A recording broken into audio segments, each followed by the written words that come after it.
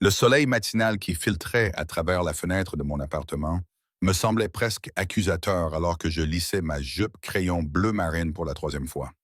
À 24 ans, je commençais enfin une véritable carrière et non plus un stage ou un emploi temporaire.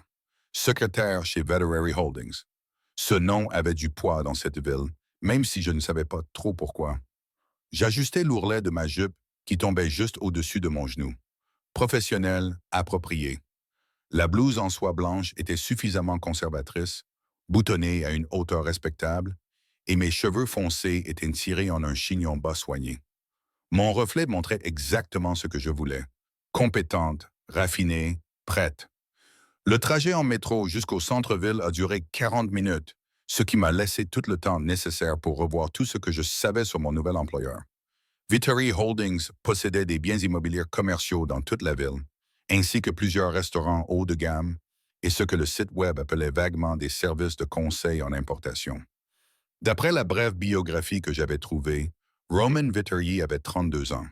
Diplômé de Stanford, il avait repris l'entreprise familiale à 28 ans après le départ à la retraite de son père.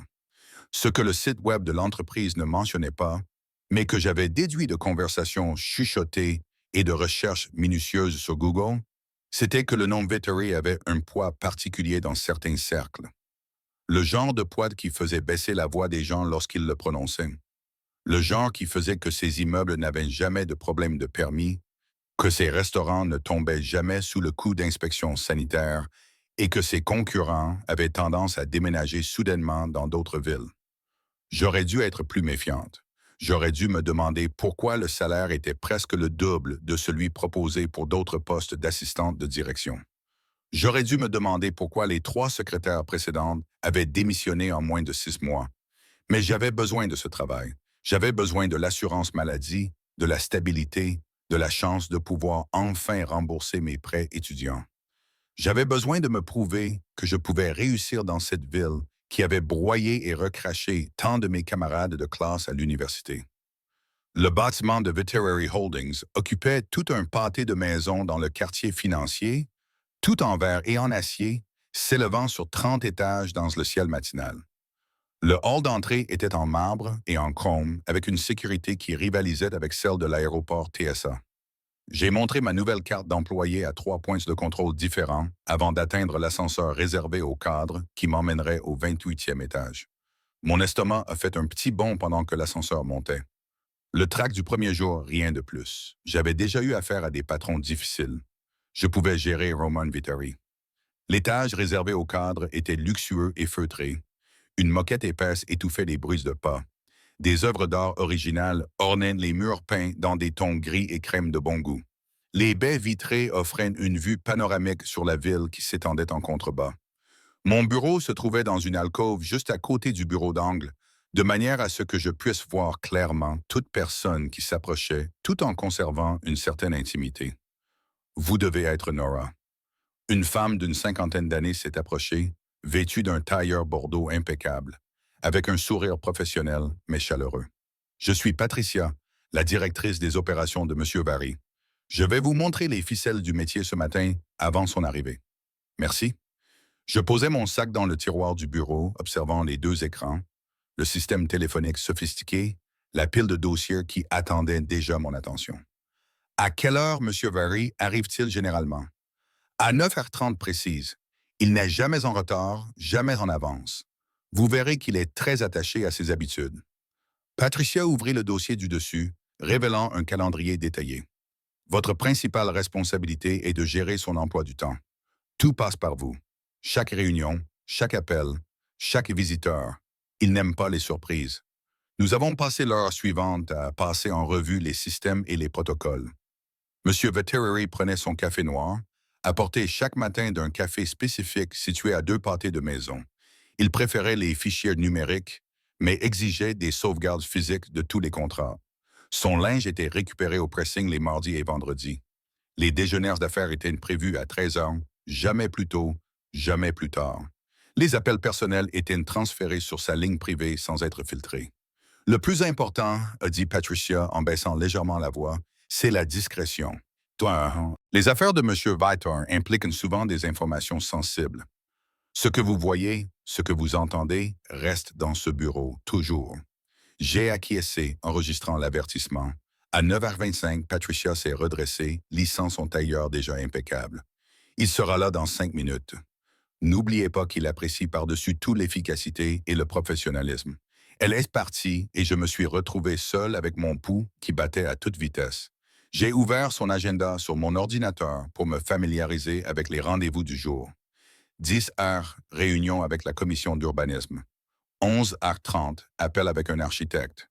13h, déjeuner avec une personne simplement identifiée comme VM. 15h, autre entrée vague. Inspection d'un entrepôt. À 9h30 pile, l'ascenseur a sonné. J'ai levé les yeux de mon ordinateur, m'efforçant d'afficher une expression polie et professionnelle. Roman Vittori est entré dans le couloir et toutes les salutations soigneusement préparées se sont évanouies dans ma gorge. Les photos ne m'avaient pas préparé. Rien n'aurait pu. Il était grand, facilement infiacroitube, avec un physique qui provenait d'une routine sportive disciplinée et non de la vanité. Des cheveux bruns coupés avec précision, pas un cheveu qui dépassait. Sa mâchoire était anguleuse, ombragée par une barbe naissante à peine visible. Mais ce sont ses yeux qui m'ont figé sur place, sombres, intenses, ne manquant rien alors qu'il balayait en l'espace avec l'évaluation experte de quelqu'un qui cataloguait automatiquement chaque détail, chaque menace potentielle. Il portait un costume anthracite qui avait manifestement été taillé sur mesure pour lui. Le tissu bougeait avec une précision fluide lorsqu'il marchait. Il ne portait pas encore de cravate, sa chemise blanche ouverte au col, révélant une peau bronzée et la suggestion de muscles en dessous. Tout en lui dégageait une puissance maîtrisée, du genre qui n'avait pas besoin d'être annoncée, car tout le monde la connaissait déjà. Nos regards se sont croisés, se sont retenus. Quelque chose d'électrique a traversé l'air entre nous. Quelque chose que je ne pouvais pas nommer et que je n'aurais certainement pas dû ressentir lors de mon premier jour de travail. Monsieur Vittori, je me suis levé et lui ai tendu la main avec ce que j'espérais être une courtoisie professionnelle appropriée. Je suis Nora Chen, votre nouvelle secrétaire. Enchanté de vous rencontrer. Il a traversé l'espace qui nous séparait en 3 enjambées, me serrant la main d'une poigne ferme sans être agressive. Sa paume était chaude, légèrement cailleuse, ce qui suggérait qu'il ne se contentait pas de pousser des papiers. Le contact a duré exactement le temps qu'il fallait, mais m'a pourtant semblé à la fois trop long et pas assez long. Madame Chen, sa voix était grave, avec une légère trace d'accent que je n'arrivais pas à identifier. Patricia vous a donné les instructions. Oui, monsieur. Je connais votre emploi du temps et vos préférences. Son regard m'a alors parcouru, une évaluation rapide mais approfondie qui m'a donné l'impression d'un contact physique. Sa mâchoire s'est crispée de manière presque imperceptible, un muscle sautillant sous la peau. Quand ses yeux sont revenus vers les miens, quelque chose avait changé en eux, quelque chose de plus sombre. Venez dans mon bureau. Ce n'était pas une demande. Il était déjà en mouvement, s'attendant à ce que je le suive. Je pris ma tablette et un stylo et le suivis dans le bureau d'angle. C'était exactement comme je l'avais imaginé. Un immense bureau placé face aux fenêtres, lui offrant à la fois la vue et l'avantage psychologique d'avoir ses visiteurs à contre-jour. Des étagères encastrées contenaient des livres reliés en cuir et ce qui semblait être des artefacts anciens. Les œuvres d'art accrochées au mur étaient des originaux, probablement d'une valeur supérieure à mon salaire annuel. Tout était ordonné, contrôlé, dégageant la même puissance contenue que l'homme lui-même. Roman se plaça derrière son bureau, mais ne s'assit pas. Au lieu de cela, il posa ses mains sur la surface polie, me regardant avec une expression que je ne pouvais déchiffrer. « Qui vous a dit de vous habiller comme ça? » La question était calme, presque conversationnelle, mais j'entendais le ton sous-jacent. Je clignais des yeux, sincèrement confuse. « Je suis désolé, votre jupe. » Son regard se posa brièvement dessus avant de revenir sur mon visage. « Ce n'est pas approprié. » Une vague de chaleur envahit mes joues, mélange d'embarras et d'indignation. Je baissai les yeux vers ma tenue, que j'avais choisie spécialement pour son côté professionnel. La jupe était bleu marine d'une longueur modeste, assortie d'un chemisier classique et de talons raisonnables. Je ne comprends pas. C'est peut-être la tenue standard pour une boîte de nuit. Sa voix restait calme, mais chaque partie de son corps dégageait une tension palpable. Pas pour mon bureau. Quelque chose s'est alors déclenché dans ma poitrine. Ce n'était pas de la peur, même si cela aurait dû l'être. Ce n'était pas tout à fait de la colère, même si cela en faisait partie. C'était autre chose. Quelque chose qui m'a poussé à lever le menton au lieu de baisser la tête, qui m'a poussé à soutenir son regard intense au lieu de détourner les yeux. Cette jupe est tout à fait conforme aux normes professionnelles, Monsieur Vettery. Elle n'est ni trop courte ni trop moulante. Je gardais une voix calme et professionnelle, mais je ne reculais pas. Si vous avez des exigences spécifiques en matière de code vestimentaire au-delà de la tenue professionnelle standard, je serais ravi de les examiner. Pendant un instant, le silence envahit le bureau. Roman plissa légèrement les yeux, m'observant avec une intensité renouvelée. Je restais sur mes positions, le cœur battant à tout rompre, mais refusant de le montrer. J'avais déjà eu affaire à des patrons difficiles, des hommes qui tentaient d'utiliser leur autorité pour mettre les femmes mal à l'aise. Je ne laisserai pas ce travail, même si j'en avais grand besoin, me transformer en quelqu'un qui acceptait ce comportement sans broncher. Vous avez raison. Cette admission est venue doucement, me surprenant. La jupe est professionnelle. Je vous présente mes excuses. Il s'est alors détourné, se dirigeant vers les fenêtres qui donnèrent sur la ville. Me tournant le dos, une partie de la tension a quitté ses épaules, même si sa posture restait rigide. J'ai des normes élevées pour ce bureau, a-t-il poursuivi, sans me regarder. Parfois, je suis peut-être trop pointilleux. Je comprends, monsieur. J'ai attendu, ne sachant pas si je devais partir ou rester.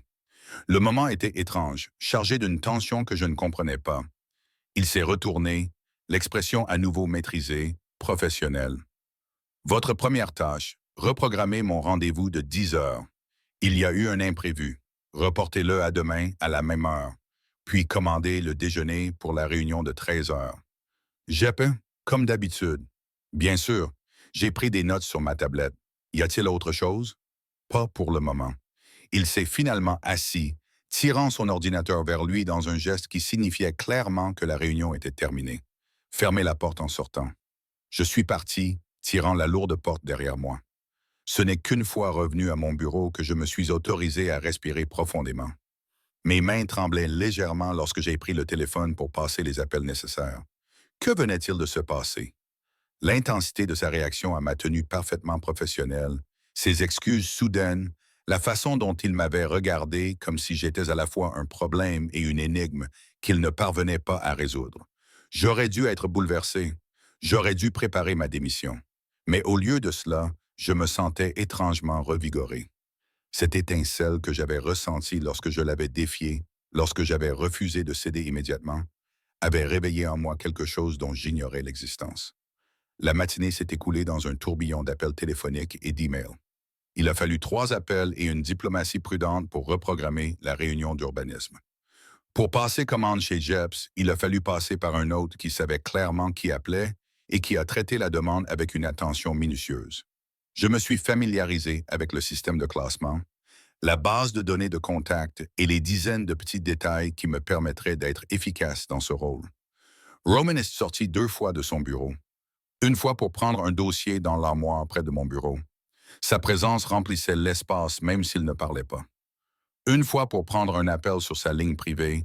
Sa voix était trop basse pour que je puisse entendre la conversation, mais son expression s'assombrissait à mesure que la conversation avançait. À chaque fois, je sentais son regard sur moi. De brefs coups d'œil qui n'auraient dû rien signifier, mais qui, d'une manière ou d'une autre, me semblaient aussi intenses que lors de notre première confrontation. À 11h15, un colis est arrivé. Ce n'était ni son linge propre, ni son café.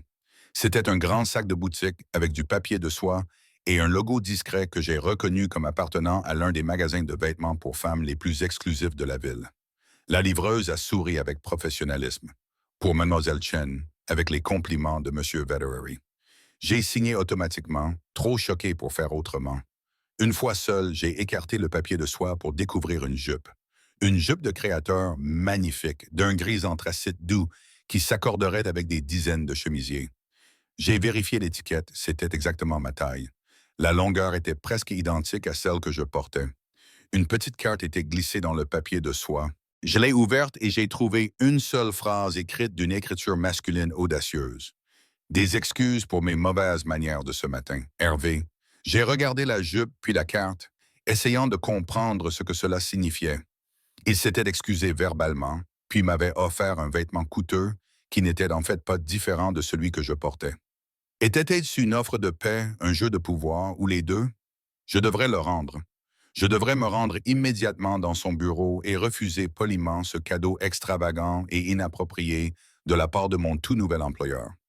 Mais mes doigts sont caressé le tissu doux, et j'ai repensé à l'intensité de son regard lorsqu'il m'avait regardé, à la façon dont quelque chose s'était déclenché entre nous dans ces moments chargés d'émotions. Au lieu de le rendre, j'ai soigneusement replié la jupe dans son papier de soie et j'ai rangé le sac dans le tiroir de mon bureau. Je déciderai plus tard quoi en faire. Pour l'instant, je devais me concentrer sur mon travail. Le déjeuner de travail de 13 heures avait réuni 3 hommes en costume coûteux qui m'ont tous traité avec une courtoisie prudente et impersonnelle. Ils sont entrés dans le bureau de Roman, la porte se refermant derrière eux. À travers le bois épais, je n'entendais que le murmure des voix. Rien de distinct. Ils sont ressortis 90 minutes plus tard, l'air satisfait. Quelle que soit l'affaire qu'ils avaient traitée, elle s'était bien passée. Roman les accompagna personnellement jusqu'à l'ascenseur, posant tour à tour sa main sur l'épaule de chacun d'eux, avec un sourire détendu et professionnel. Dès que les portes de l'ascenseur se refermèrent, son sourire disparut. Il retourna dans son bureau sans me regarder. À 15 heures, il ressortit vêtu différemment. Il avait troqué sa veste de costume contre une veste en cuir noir. Les manches de sa chemise blanche étaient retroussées jusqu'au coude, dévoilant des avant-bras musclés. Et je remarquais ce qui semblait être un tatouage sur son poignet gauche. Je serais absent le reste de la journée. Il se dirigeait déjà vers l'ascenseur. Transférez tous les appels urgents sur mon portable. Tout le reste peut attendre demain. Bien sûr, Monsieur Vetterary. Je le regardais disparaître dans l'ascenseur, me demandant ce que signifiait réellement inspection d'entrepôt. Me demandant si je voulais le savoir. Le reste de l'après-midi fut calme. J'ai classé des dossiers, me suis familiarisé avec les différentes bases de données et systèmes, et j'ai essayé de ne pas penser à la jupe dans mon tiroir, ni à l'homme qui me l'avait offerte. J'ai essayé de ne pas penser à la façon dont mon pouls s'était accéléré lorsqu'il m'avait regardé, ni à l'étrange sentiment que tout venait de devenir bien plus compliqué qu'un simple travail. À 17h30, j'ai rassemblé mes affaires, verrouillé mon ordinateur et me suis dirigé vers l'ascenseur. Le bâtiment était plus calme maintenant, la plupart des employés étant déjà partis. Mon reflet dans les parois miroitantes de l'ascenseur montrait une femme qui semblait posée, professionnelle, banale. Mais je me sentais différente, comme si quelque chose avait changé aujourd'hui. Une porte s'était ouverte et je ne savais pas comment la refermer. Comme si j'étais entré dans un monde plus complexe et plus dangereux que je ne l'avais compris lorsque j'avais accepté ce poste. Le quai du métro était bondé de voyageurs rentrant chez eux. Je trouvai une place contre un pilier et sortis mon téléphone pour faire défiler distraitement les actualités en attendant le train. Un SMS arriva d'un numéro inconnu. Merci d'avoir géré avec professionnalisme les défis d'aujourd'hui. Tu t'en es bien sorti pour ton premier jour, Harvey. Je fixai le message, le cœur battant la chamade. Il avait mon numéro personnel. Bien sûr qu'il l'avait. Il avait probablement accès à tous les détails de ma vie, à mes antécédents et bien plus encore. Mais le fait qu'il l'ait utilisé, qu'il m'ait contacté après le travail. J'ai tapé et effacé 3 réponses différentes avant de me décider pour quelque chose de sûr et de professionnel. Merci, Monsieur Vetterary. J'ai hâte d'être à demain. La réponse est arrivée immédiatement. Roman, après le travail, appelez-moi Roman. Le train est arrivé avant que je puisse trouver comment répondre à cela. J'ai rangé mon téléphone et je suis monté dans la voiture bondée, l'esprit déjà envahi de questions que je n'aurais probablement pas dû me poser. À propos de mon nouveau patron, de l'intensité que j'avais ressentie dans son bureau, de la façon dont quelque chose en moi avait réagi à son attention d'une manière qui n'était certainement pas professionnelle. Demain, me suis-je dit, demain, j'établir demain, je rendrai la jupe et refuserai poliment tout autre geste personnel. Mais même en me faisant ces promesses, je savais que je mentais. Car lorsque Roman m'avait regardé avec cette intensité, lorsqu'il m'avait mise au défi et que je l'avais mise au défi en retour, je m'étais sentie plus vivante que je ne l'avais été depuis des mois, plus visible, plus présente dans ma propre peau. Et ce sentiment, aussi dangereux soit-il, était enivrant. Le lendemain matin, j'ai porté la jupe grise. Cette décision s'est prise presque sans que j'y pense. Je me suis dit que c'était pratique. La jupe était belle, chère, et s'accorderait parfaitement avec le chemisier crème que j'avais prévu de porter. Je me suis dit que la rendre serait gênant, que cela pourrait offenser Roman après ses excuses. Je me suis donné une douzaine de justifications raisonnables qui ne couvraient pas tout à fait la vérité. Je voulais voir comment il réagirait. Le trajet en métro m'a semblé plus long qu'hier, l'anticipation me nouant l'estomac comme un ressort trop tendu. J'avais passé la moitié de la nuit à repasser nos interactions en boucle, analysant chaque mot, chaque regard, l'intensité dans ses yeux lorsqu'il avait critiqué ma tenue, la façon dont sa mâchoire s'était crispée, les excuses inattendues, tant verbales que matérielles, le SMS qui avait fait passer notre relation de purement professionnelle à quelque chose de moins défini. Appelez-moi Roman. J'avais retourné ces mots dans ma tête, jusqu'à ce que le sommeil m'emporte enfin à l'aube. Qu'est-ce que cela signifiait? Était-ce simplement un homme puissant qui préférait l'informalité après le travail? Ou était-ce autre chose? Une invitation dans un espace qui existait en dehors des limites normales entre employeurs et employés. Le bâtiment de Veterinary Holdings semblait différent dans la lumière du petit matin, plus imposant en quelque sorte. J'étais arrivé avec 15 minutes d'avance, voulant être installé avant que Roman n'arrive à 9h30 pile, comme à son habitude. Patricia était déjà à son bureau à l'étage de la direction lorsque je suis sorti de l'ascenseur. « Bonjour, Nora. » Son regard s'est brièvement posé sur ma jupe et quelque chose qui ressemblait à de l'approbation a traversé son visage. « Un café, s'il vous plaît. » J'ai posé mon sac sur mon bureau et allumé l'ordinateur. « Y a-t-il quelque chose que je devrais savoir concernant le programme d'aujourd'hui? » Monsieur Veterinary a une réunion ce matin avec les représentants du syndicat du bâtiment. Cela pourrait être houleux. Elle me tendit un cappuccino parfaitement préparé. Et il a demandé que vous y assistiez et preniez des notes. J'ai dû avoir l'air surprise car Patricia sourit légèrement. Il ne demande généralement pas à sa secrétaire d'assister aux réunions, mais il a spécifiquement demandé votre présence pour celle-ci. Considérez cela comme une opportunité d'apprendre ou comme un test, pensais-je en sirotant mon café. Une chance de voir comment je gérais la pression, les conflits, la réalité des activités que Roman menait réellement derrière la façade de l'entreprise. À 9h28, j'ai entendu la sonnerie de l'ascenseur. Mon pouls s'est accéléré de manière traîtresse lorsque Roman est entré dans le couloir et je me suis un peu détesté pour cette réaction. Il portait du bleu marine aujourd'hui, une veste parfaitement ajustée, une chemise blanche impeccable ouverte au niveau du col, d'une manière qui semblait à la fois décontractée et délibérément maîtrisée. Ses cheveux bruns étaient légèrement humides, comme s'il venait de prendre une douche, et j'ai senti un soupçon de son goût de Cologne, un parfum coûteux aux notes de cèdre et d'épices. Nos regards se sont croisés. Son regard s'est immédiatement posé sur ma jupe, et j'ai vu son expression passer par plusieurs émotions trop rapides pour être nommées.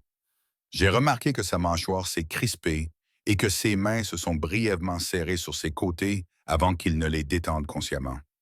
Mademoiselle Chen.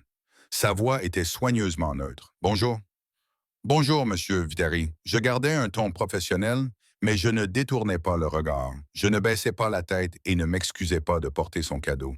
Je le regardais simplement dans les yeux, lui laissant voir que j'avais fait un choix. « Cette jupe vous va très bien. » Il passa devant moi pour se diriger vers son bureau et je perçus une légère tension dans ses épaules. « Les représentants syndicaux seront là dans 20 minutes. Apportez votre tablette. » Il disparut dans son bureau, me laissant seul avec mon cœur qui battait à tout rompre et la certitude que quelque chose avait définitivement changé entre nous. La jupe n'était plus seulement un vêtement. C'était une déclaration, une réponse à une question tacite. Un pion avait été déplacé dans le jeu auquel nous jouions apparemment. Patricia apparut à mes côtés. Il semblait satisfait. Vraiment? Je me tournai vers mon ordinateur et ouvris les fichiers nécessaires pour la réunion.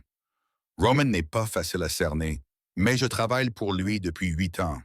Crois-moi, il est content. Elle marqua une pause. Fais attention, Nora. L'avertissement était doux, mais clair. Je levai les yeux vers elle et vis de l'inquiétude dans son regard. Attention à quoi? Roman Viteri est un homme compliqué, puissant, brillant, loyal envers ceux en qui il a confiance.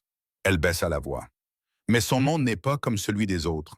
Les règles sont différentes. Les enjeux sont plus importants. Et se rapprocher de lui signifie accepter des choses qui pourraient être difficiles pour quelqu'un avec votre passé. quelqu'un avec mon passé. Traduction, quelqu'un qui n'est pas né dans la violence subtile du pouvoir organisé. Quelqu'un qui croyait encore que le monde fonctionnait selon des lois et une éthique, avec des frontières claires entre le bien et le mal. Je comprends, dis-je, même si je n'en étais pas sûr. Merci de m'avoir prévenu. Elle acquiesça et partit, et je restais seul avec mes pensées jusqu'à ce que l'ascenseur sonne à nouveau. 4 hommes en sortirent, tous larges d'épaules et au cou épais, vêtus de costumes qui semblaient inconfortables sur leur corps musclé. Des représentants syndicaux, clairement. Mais il y avait autre chose chez eux. Une dureté dans leurs yeux, une façon de se déplacer qui suggérait qu'ils étaient habitués aux confrontations physiques. Messieurs, je me levai et leur fis signe de se diriger vers la salle d'attente. Monsieur Vitari sera là dans un instant. Je vous offre un café? Ils s'installèrent dans les fauteuils, refusant les rafraîchissements d'un bref signe de tête. J'informai Roman de leur arrivée par l'interphone, puis je pris ma tablette et mon stylo, me préparant à ce qui allait se passer. Roman apparut, l'air aimable, mais le regard perçant. Messieurs, merci d'être venus. Il serra la main de chacun d'entre eux, d'une poigne ferme, son langage corporel rayonnant d'une confiance maîtrisée. Entrez, je vous prie. Ils entrèrent dans son bureau et je les suivis, prenant place légèrement à l'écart du groupe principal de chaises, me positionnant de manière à pouvoir observer sans être directement impliqué. Roman s'installa derrière son bureau, ce meuble imposant lui conférant une domination à la fois physique et psychologique. Il joignit les doigts, son regard passant d'un visage à l'autre. Nous sommes ici pour discuter des problèmes sur le chantier de Riverside. Le plus grand des syndicalistes se pencha en avant, l'air agressif.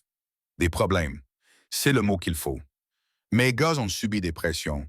On leur a demandé de précipiter le travail, de ne pas respecter les protocoles de sécurité, de prendre des raccourcis.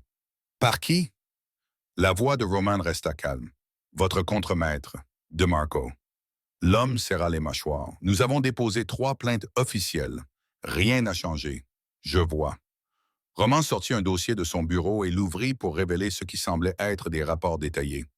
Ces plaintes sont très précises quant aux heures, aux dates et aux témoins. Il leva les yeux. Elles tombent également à point nommée, juste au moment où nous négocions le renouvellement du contrat. La tension dans la pièce monta d'un cran. Les visages des représentants syndicaux s'assombrirent. Vous traitez mes hommes de menteurs? Je note le timing. Roman referma soigneusement le dossier. Et je note également que DeMarco travaille chez Very Holdings depuis 15 ans. Aucune infraction à la sécurité, aucune plainte jusqu'à il y a 3 semaines. C'est un schéma intéressant. Je regardais, fasciné malgré moi, Roman démêler méthodiquement chaque plainte, révélant les incohérences et les lacunes opportunes dans les allégations. Il n'éleva jamais la voix, ne montra jamais de colère. Au contraire, il utilisa les faits comme des instruments chirurgicaux, éliminant la tromperie avec une efficacité précise. L'homme le plus corpulent s'est soudainement levé, sa chaise raclant le sol. Nous en avons terminé. Asseyez-vous, Marcus. La voix de Roman n'a pas changé de volume, mais quelque chose s'est modifié dans son ton. Quelque chose de froid et d'absolument inflexible. Nous en avons terminé. Quand je dis que nous en avons terminé, j'ai pensé un instant que l'homme allait refuser. La violence semblait palpiter dans l'air comme des vagues de chaleur. Puis, lentement, Marcus s'assit. Non pas parce qu'il le voulait, mais parce que quelque chose dans les yeux de Roman lui fit comprendre que refuser n'était en fait pas une option. Voici ce qui va se passer, poursuivit Roman, reprenant un ton conversationnel. Vous allez abandonner ces plaintes fabriquées de toutes pièces. Je vais faire comme si je ne savais pas que Castiano vous a poussé à faire cela, en essayant de tirer parti des problèmes sociaux pour me forcer à lui vendre la propriété Riverside. Le visage de Marcus pâlit. En échange, dit Roman, j'augmenterai la contribution à la retraite de 3% et je garantirai qu'il n'y aura pas de licenciement jusqu'à la fin de l'année prochaine. Le renouvellement du contrat sera signé avec ces conditions. Il fit glisser un document sur le bureau. Vos hommes bénéficieront de meilleurs avantages sociaux et d'une meilleure sécurité. Tout ce que vous avez à faire, c'est d'arrêter d'être le pion dans le jeu de quelqu'un d'autre. Je regardais Marcus lire le document, je vis la cupidité et la peur se refléter sur son visage. Roman attendait patiemment, tel un maître d'échecs qui savait déjà comment cela allait se terminer. Comment savons-nous que Castellano ne... Marcus s'interrompit, la menace tacite planant dans l'air. Parce que je lui ferai clairement comprendre que vous êtes désormais sous ma protection. Le sourire de Roman n'atteignait pas ses yeux. Et Castellano, malgré toutes ses ambitions, n'est pas assez stupide pour s'en prendre à des personnes que j'ai revendiquées. Le mot revendiquer résonna dans ma tête. Roman l'avait dit avec désinvolture, comme si la propriété était un simple fait de son existence, comme si la protection et le contrôle étaient les deux faces d'une même médaille. Marcus signa. Les autres hommes suivirent son exemple. En moins de 18 minutes, ils avaient tous quitté le bureau. Leur agressivité avait fait place à la déférence prudente de personnes qui savaient qu'elles venaient d'échapper à une balle qu'elles n'avaient pas vue venir. Lorsque les portes de l'ascenseur se refermèrent derrière eux, Roman me regarda enfin. Qu'en pensez-vous? J'aurais dû être horrifié. J'aurais dû déjà préparer ma démission. Au lieu de cela, je me suis surprise à analyser ce dont j'avais été témoin avec une objectivité qui en disait long sur mes propres limites morales. Vous connaissiez Castellano avant qu'il n'entre. J'ai dit, il faut toujours connaître les mouvements de son adversaire avant qu'il ne les fasse. Il se leva et se dirigea vers les fenêtres. Et donnez toujours aux gens une raison de vous choisir plutôt que celui qui les menace. La carotte et le bâton, Madame Chen, le fondement de la négociation. Ce n'était pas une négociation. C'était, je m'interrompis, ne sachant pas quel mot utiliser. C'était du business. Il se tourna vers moi. Mon business, celui que vous verrez plus souvent si vous restez à ce poste. La question est de savoir si vous pouvez le gérer. Je le regardais dans les yeux. La même étincelle que la veille s'alluma à nouveau. Vous savez déjà que je peux. Sinon, vous ne m'auriez pas fait entrer dans cette pièce. Quelque chose qui ressemblait à de l'approbation passa sur son visage. Peut-être. Ou peut-être que je voulais vous donner la chance de partir maintenant, avant que vous ne soyez trop impliqué. C'est ce que vous voulez? Que je parte? La question jaillit avant que je puisse l'arrêter, avec des implications qui allaient bien au-delà du cadre professionnel. Les yeux de Roman s'assombrirent, et l'atmosphère entre nous devint soudainement aussi tendue qu'hier. Ce que je veux, dit-il doucement, et ce qui est sage sont souvent deux choses très différentes. Avant que je puisse répondre, son téléphone vibra. Il y jeta un coup d'œil, son expression changeant. Je dois répondre. Nous poursuivrons cette conversation plus tard. Renvoyé une fois de plus, je retournai à mon bureau, l'esprit en ébullition. La réunion du matin m'avait révélé plusieurs choses. Premièrement, les activités de Roman opéraient dans des domaines où la frontière entre légal et illégal était floue, au point que la distinction n'avait plus aucun sens. Deuxièmement, il exerçait son pouvoir avec une précision chirurgicale, utilisant les informations et son influence comme des armes. Troisièmement, il voulait que je voie cela, que je comprenne ce que signifiait réellement travailler pour lui. Et quatrièmement, le plus dangereux, rien de tout cela ne m'avait effrayé. Le reste de la matinée s'écoula dans un tourbillon d'appels et de tâches administratives. Je répondis aux questions des entrepreneurs, planifiais des réunions et gérais le flux constant d'informations qui semblait déferler sur mon bureau. Vers midi, Patricia apparut avec une expression inquiète. Il y a quelqu'un qui souhaite voir M. Vetterary. Elle n'a pas de rendez-vous. Son nom? L'expression de Patricia se crispa. Isabella Castellano, le même nom de famille que Roman avait mentionné lors de la réunion. Ce n'était pas une coïncidence. Il sait qu'elle est là. Il est au courant. Il m'a dit de la faire entrer. Patricia baissa la voix. Fais attention avec celle-là, Nora. Isabella n'est pas comme les autres femmes de l'entourage de Roman. Elle est dangereuse. Je frappai à la porte du bureau de Roman et entrai lorsqu'il m'y invita. Madame Castellano est là. Faites-la entrer. Sa voix était soigneusement neutre, mais je vis la tension dans ses épaules. Isabella Castellano passa devant moi quelques secondes plus tard, apportant avec elle le parfum d'un parfum coûteux et la menace subtile de violence enveloppée dans des vêtements de créateur.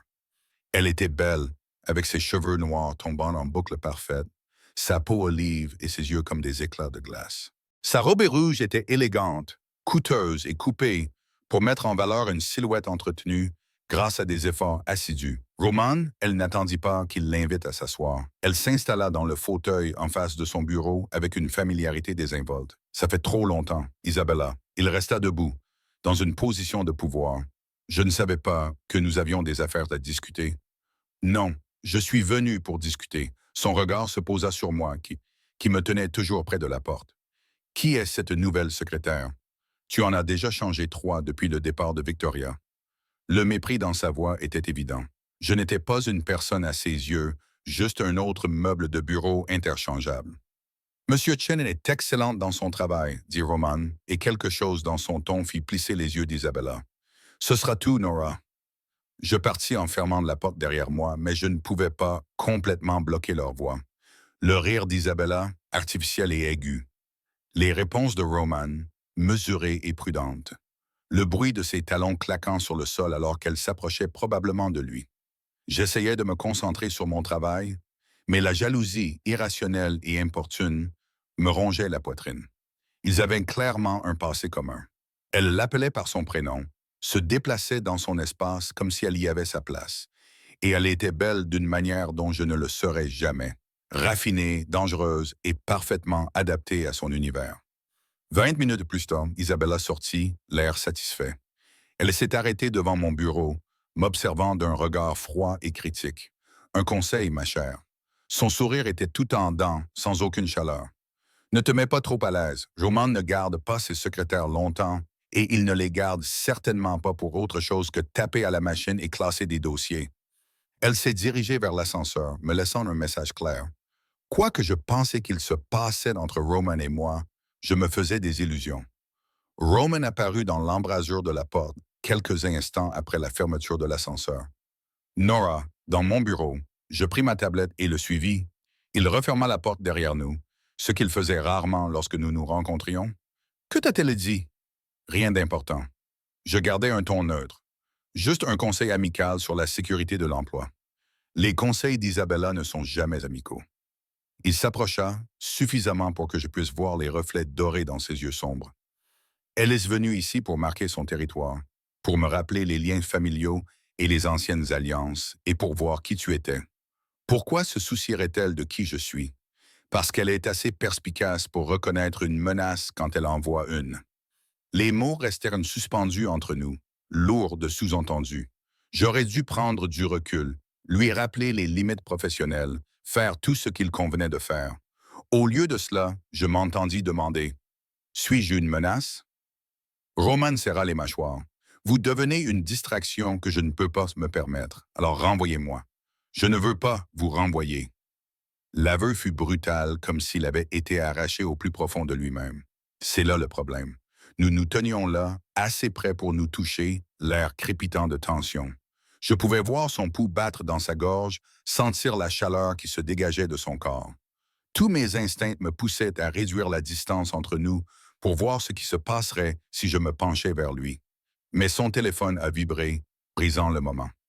Il a reculé, rétablissant une distance professionnelle entre nous. J'ai un rendez-vous à 14 heures. Assurez-vous que je ne sois pas dérangé. Bien sûr. Je me suis enfui vers mon bureau, le cœur battant, le visage rouge. Qu'est-ce que je faisais? C'était mon patron. Un homme qui opérait en dehors de la loi, qui exerçait son pouvoir par l'intimidation et l'influence, qui avait des femmes comme Isabella Castiano dans son entourage.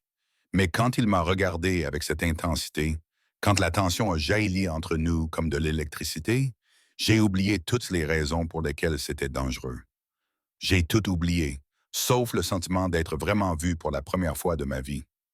L'après-midi s'est écoulé lentement. À 16h30, une enveloppe a été livrée à mon bureau. À l'intérieur se trouvait une invitation à un gala de charité le samedi suivant, accompagnée d'une brève note écrite de la main de Roman. La Fondation exige ma présence. J'ai besoin que quelqu'un en qui j'ai confiance m'accompagne de manière professionnelle. La tenue sera fournie. Je fixai l'invitation, comprenant le sous-entendu. Il me demandait de l'accompagner à un événement social devant toute l'élite de la ville, avec des personnes comme Isabella Castellano. Cela dépassait les limites, passant du professionnel à quelque chose de complètement différent. Je devrais refuser, maintenir des limites, me protéger de ce jeu compliqué qui se jouait entre nous. Au lieu de cela, je me suis retrouvé à marcher vers sa porte et à frapper doucement. Lorsqu'il m'a répondu, je suis entré. J'accepte. Roman a levé les yeux de son ordinateur. Une sorte de satisfaction traversait son visage. Bien. Patricia coordonnera les détails. J'aurais dû partir à ce moment-là. Mais au lieu de cela, je me suis entendu demander « Pourquoi moi? Vous pourriez emmener n'importe qui à cet événement. quelqu'un de votre milieu, quelqu'un qui comprend les règles. Il s'est levé et a contourné son bureau pour venir vers moi. C'est exactement pour ça que je ne veux pas d'eux. J'en ai assez des gens qui comprennent les règles de mon monde. J'en ai assez des relations fondées sur l'influence et les alliances. Il s'est arrêté si près de moi que j'ai dû pencher la tête en arrière pour maintenir le contact visuel. Vous me regardez comme si j'étais une personne, pas un nom ou un poste. Avez-vous la moindre idée à quel point c'est rare? Vous êtes une personne, dis-je doucement. Une personne compliquée, peut-être dangereuse, certainement, mais toujours une personne, juste une personne. Il sourit sans humour. Personne ne m'a appelé ainsi depuis longtemps, Nora.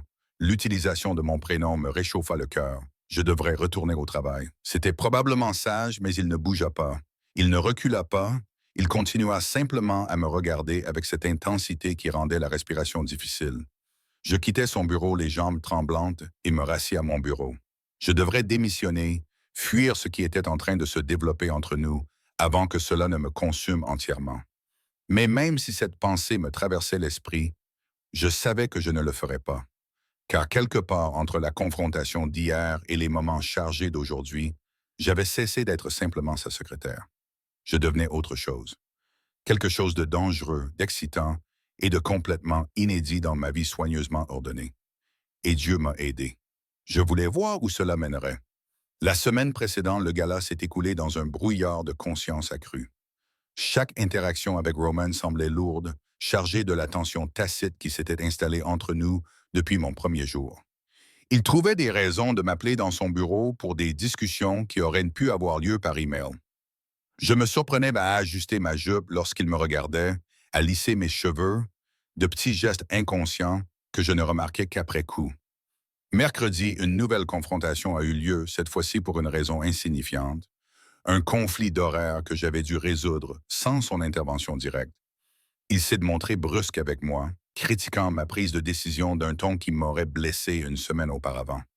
Au lieu de cela, j'ai senti cette étincelle familière s'allumer. Vous m'avez engagé pour gérer votre emploi du temps, lui ai-je dit en le regardant dans les yeux par-dessus son bureau, ce qui nécessite de prendre des décisions. Si vous voulez quelqu'un qui demande la permission pour chaque décision, vous avez embauché la mauvaise personne. Ses yeux s'étaient assombris, reflétant quelque chose qui ressemblait à du désir. C'était peut-être le cas, mais il ne m'avait pas renvoyé. Au lieu de cela, il m'avait congédié d'un geste de la main, et je l'avais surpris en train de me regarder m'éloigner, le visage impénétrable. Jeudi, Patricia m'a prise à part pendant ma pause déjeuner. Nous nous sommes assises dans la petite salle de repos des cadres, toutes seules, la porte fermée. Tu joues avec le feu, m'a-t-elle dit sans préambule. J'ai vu comment il te regarde, comment tu le regardes. Je n'ai pas pris la peine de le nier. Je sais que c'est compliqué. Compliqué n'est pas le mot juste. Elle a remué son café, choisissant ses mots avec soin. La dernière relation sérieuse de Roman s'était terminée 3 ans auparavant. Elle s'appelait Victoria. Elle était belle et issue d'une bonne famille. Elle comprenait son univers. Que s'est-il passé? Elle a essayé de l'utiliser, a transmis des informations à une famille rivale, pensant pouvoir jouer sur les deux tableaux. L'expression de Patricia s'est durcie. Roman l'a découvert. Je ne sais pas exactement ce qui s'est passé après, mais Victoria a quitté la ville et n'est jamais revenue. Et Roman a juré qu'il ne laisserait plus jamais personne s'approcher suffisamment pour le blesser. L'avertissement était clair. Roman ne se contentait pas de protéger son cœur. Il l'avait complètement enfermé. Et j'ai été naïve de penser que je pourrais être différente. Je n'essaie pas de lui faire du mal, dis-je doucement. Je ne pense pas que ce soit le cas, mais les intentions n'ont pas beaucoup d'importance dans son monde. Ce sont les résultats qui comptent. Elle tendit le bras par-dessus la table et me serra la main. Fais attention, Nora. Roman est capable d'une grande loyauté et d'une grande cruauté. Parfois, il est difficile de savoir de quel côté on se trouve avant qu'il ne soit trop tard. Vendredi après-midi, un colis est arrivé. Pas un sac de course cette fois, mais 3 grandes boîtes à vêtements portant le logo de la boutique de vêtements de soirée la plus exclusive de la ville. J'ai signé le bon de livraison et j'ai transporté les boîtes dans la petite salle de bain privée près de mon bureau. Dans la première boîte se trouvait une robe de soirée à couper le souffle. Une soie vert émeraude profond qui mettrait en valeur mes cheveux foncés, coupés de manière à être à la fois élégante et subtilement sensuelle. La deuxième boîte contenait des chaussures assorties, des sandales délicates qui coûtaient probablement plus cher que mon loyer mensuel. La troisième contenait un coffret à bijoux avec des boucles d'oreilles en diamant et un bracelet assorti qui scintillait comme des étoiles capturées. Une carte était posée sur les bijoux. Pour demain soir, portez vos cheveux détachés. Je fixais les trésors étalés devant moi, comprenant ce qu'ils représentaient. Roman m'habillait, me façonnait pour que je m'intègre dans son monde. J'aurais dû être offensé par cette présomption. Au lieu de cela, je me suis surprise à imaginer sa réaction lorsqu'il me verrait dans cette robe avec ses diamants qui scintillaient sur ma peau. Je m'aventurais en terrain dangereux. Je le savais, mais je ne parvenais pas à m'en soucier. Le samedi est arrivé, avec une chaleur inhabituelle pour la saison.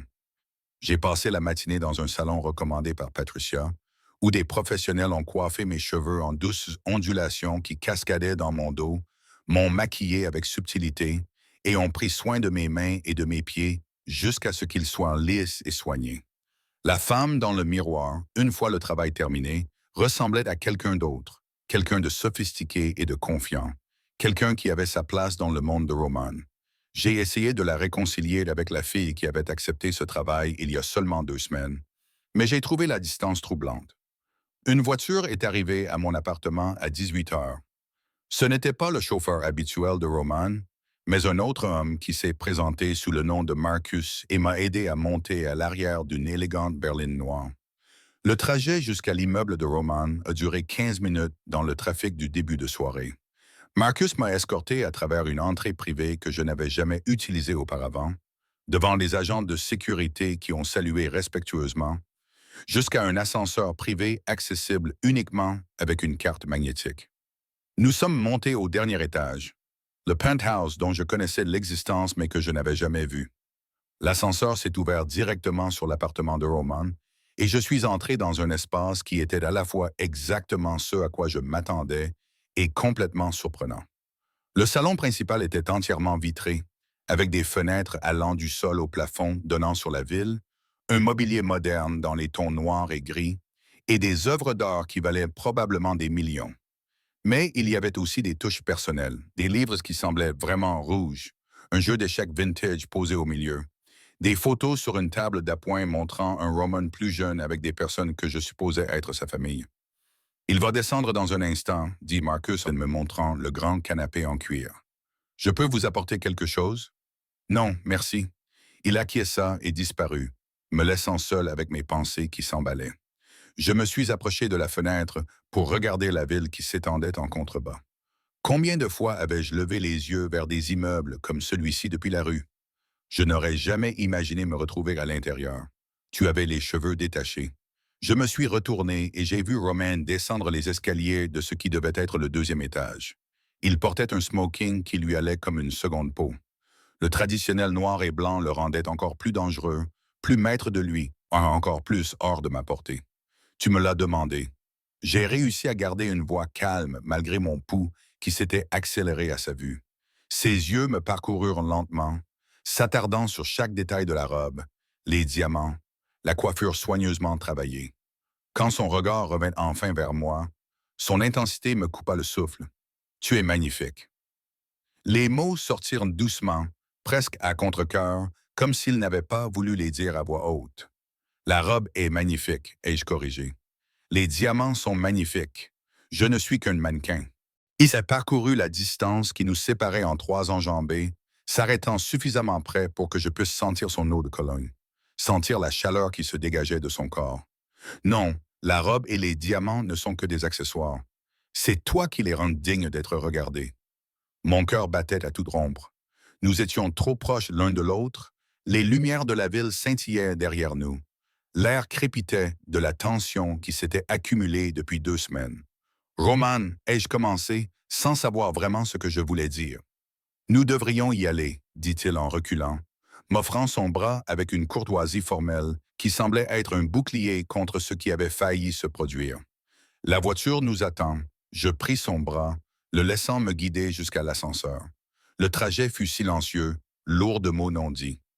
Marcus tint la porte de la voiture et je me glissai sur la banquette arrière. Roman s'installant à côté de moi en gardant une distance prudente entre nous. Le gala se tenait dans l'un des hôtels les plus historiques de la ville, avec ses colonnes de marbre et ses lustres en cristal.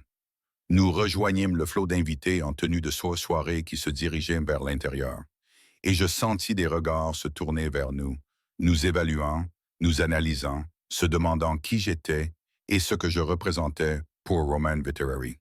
Ignore-les, murmura Roman près de mon oreille. Ce sont des oiseaux de proie à la recherche d'une faiblesse à exploiter. Réconfortant, répondis-je, sentant plutôt que voyant son sourire. À l'intérieur, la salle de bal était magnifique. De hauts plafonds, d'énormes lustres, des tables recouvertes de nappes blanches et dressées avec plus d'argenterie qu'il n'en fallait pour un repas. Un petit orchestre jouait dans un coin. Des serveurs circulaient avec du champagne et des amuse-bouches raffinées. La main de Roman se posa sur le creux de mon dos, tandis qu'il me guidait à travers la foule, s'arrêtant de temps en temps pour échanger des salutations avec des personnes dont je reconnaissais les noms grâce aux articles de presse et aux pages mondaines. Il me présenta simplement comme son assistante Nora Chin, mais quelque chose dans sa façon de le dire, dans la pression possessive de sa main contre mon dos, suggérait que j'étais plus que cela, Roman chéri. Isabella Castiano émergea de la foule, resplendissante dans une robe rouge qui coûtait probablement plus cher que ma voiture. Son regard me balaya d'une évaluation froide. « Je vois que tu as amené ta secrétaire. Comme c'est pratique, Isabella. » La voix de Roman était froidement polie. « Tu as bonne mine. J'ai l'air exceptionnel. » Elle reporta toute son attention sur moi. « C'est une ravissante robe, ma chère. C'est Roman qui te l'a choisie. » La condescendance était subtile mais évidente. Je souris, puisant toute ma confiance dans la robe et les diamants. Il a très bon goût en matière de vêtements. Le sourire d'Isabella était sans aucun doute sarcastique. « Dis-moi, Nora, que fait-on lors d'un gala de charité quand on ne fait pas partie du cercle social? Cela doit être terriblement ennuyeux pour toi. » « Je trouve cela instructif, » répondis-je calmement. « J'apprends beaucoup sur la différence entre la classe et l'éducation. » La main de Roman se resserra légèrement dans mon dos. Avertissement ou approbation, je ne saurais dire. Les yeux d'Isabella se plissèrent dangereusement. Quelle délicieuse franchise! Roman, tu as trouvé quelqu'un qui a du caractère. Voyons combien de temps cela durera. Elle s'éloigna, laissant derrière elle une tension palpable. Tu n'avais pas à te disputer avec elle, dit Roman doucement. C'est elle qui m'a provoqué. Je ne vais pas rester là à me faire insulter. Je levai les yeux vers lui, même si cela me coûte mon emploi. Quelque chose brilla dans ses yeux. Cela ne te coûtera pas ton emploi, mais cela pourrait te coûter ta tranquillité. Isabella n'oublie pas les affronts. Alors nous avons quelque chose en commun. Il sourit alors. Une chaleur authentique transparaissait derrière son contrôle habituel. Allez, allons chercher du champagne et je te présenterai à des gens qui ne chercheront pas immédiatement à te détruire. L'heure suivante s'écoula dans un tourbillon de présentations et de bavardages. Roman resta près de moi, sa main ne quittant jamais le creux de mon dos. Son attention était partagée entre les conversations et le fait de me surveiller avec une intensité que je ressentais même lorsqu'il ne me regardait pas directement. J'ai rencontré le maire qui était étonnamment charmant, un juge fédéral qui semblait nerveux en présence de Roman, bien qu'il soit son supérieur hiérarchique au sens juridique du terme, et plusieurs chefs d'entreprise qui parlaient avec des euphémismes prudents de leurs intérêts mutuels et de leurs partenariats en cours. Et tout au long de cette soirée, j'ai senti la présence de Roman comme une force physique. La façon dont il occupait l'espace sans même essayer. La façon dont les gens s'inclinaient devant lui, non par respect, mais plutôt par crainte. La façon dont sa main effleurait parfois la mienne, envoyant une décharge électrique dans mon bras. Le dîner fut annoncé et nous trouvâmes notre table près de l'entrée de la salle. Je reconnus plusieurs de nos convives grâce aux présentations précédentes. Des associés de Roman accompagnés de leurs épouses ou de leurs compagnes. La conversation coulait facilement, abordant des sujets à la fois anodins et chargés de sous-entendus que je commençais à comprendre. Au milieu du plat principal, un homme s'approcha de notre table, plus âgé, peut-être 60 ans, avec des cheveux argentés et un sourire qui n'atteignait pas ses yeux. Il salua Roman d'un signe de tête respectueux. « Viteri, je me demandais si vous seriez là ce soir. » Castiano. La voix de Roman était devenue froide. « Je ne savais pas que vous étiez invité. » Castiano, le père d'Isabella, sans doute l'homme dont Roman avait parlé lors de la réunion syndicale. celle qui avait essayé de le forcer à vendre sa propriété. Oh, la Fondation et moi, nous nous connaissons depuis longtemps. Je suis un donateur important. Les yeux de Castiano se sont posés sur moi, attardant, avec une intensité inconfortable. Et qui est cette charmante créature? Mon assistante. La main de Roman a trouvé la mienne sous la table, entrelaçant nos doigts dans une étreinte à la fois possessive et rassurante. Mademoiselle Chen, le sourire de Castellano s'est élargi. Dites-moi, Mademoiselle Chen, comment trouvez-vous le fait de travailler pour notre ami Roman? Il peut être très exigeant. Je trouve cela gratifiant, répondis-je, sentant le pouce de Roman caresser mes jointures. Monsieur Viteri a des normes élevées, mais il récompense aussi l'excellence. J'en suis sûr. L'insinuation était claire. Eh bien, je ne vais pas vous déranger plus longtemps. Roman, nous devrions parler bientôt de la propriété Riverside. Je pense que vous trouverez ma dernière offre très raisonnable. Je ne vends pas. Pas encore. Le sourire de Castano ne faiblit pas. Mais les circonstances changent.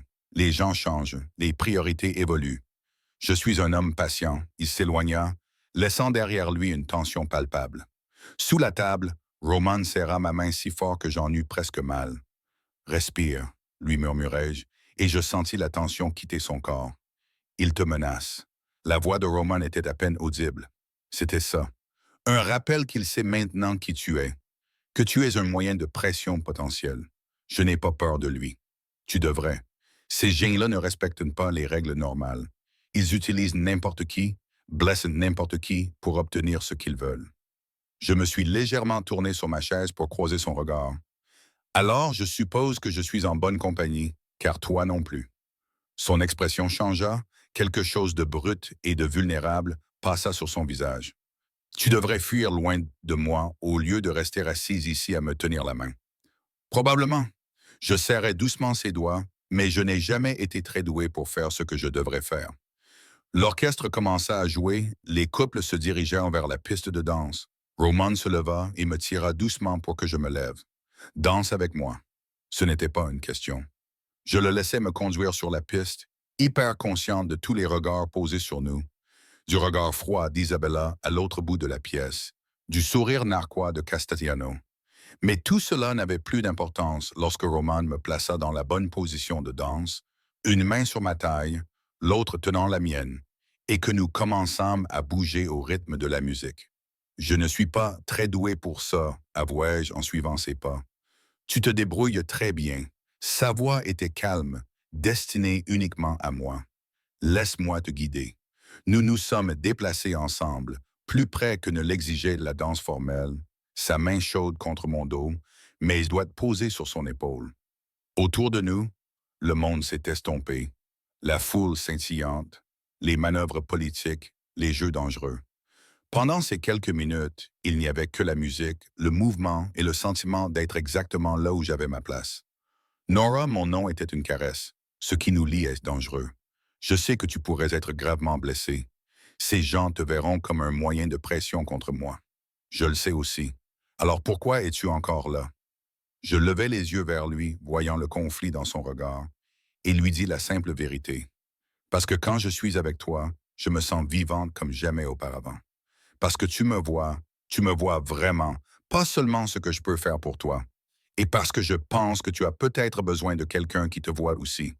Pas seulement le pouvoir, le nom et l'empire. Sa mâchoire se crispa. Et pendant un instant, j'ai cru qu'il allait s'éloigner. Au lieu de cela, il m'a attiré vers lui jusqu'à ce que nous ne fassions plus qu'un. Jusqu'à ce que je puisse sentir son cœur battre contre le mien. Tu vas me perdre, murmura-t-il dans mes cheveux. Ou te sauver. Le jury délibère encore. Il a en fait ri, un son discret qui a résonné dans sa poitrine.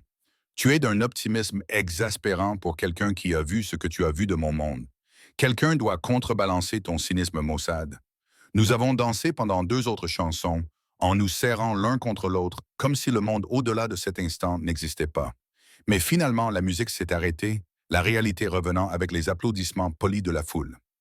Roman m'a raccompagné à notre table, mais avant que nous puissions nous asseoir, Castiano est réapparu, cette fois avec Isabella à son bras.